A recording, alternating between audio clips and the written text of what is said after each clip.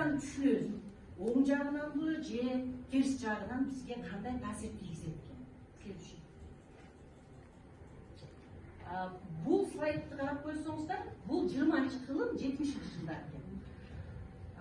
Бул карап койсоңуз, ошо жылдары 300 миллион автор ар кандай шаймандарга ээ экен да, мисалы архитектуралык, инженердик шаймандарга ээ болуп жүрчү экен.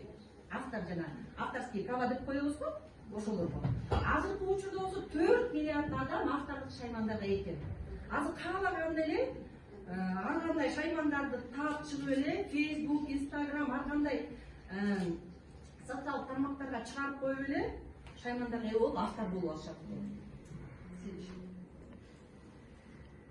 Эми бул жанакы Инстаграмда эң көп катталуучу бар адамдардын мисал келтириптир.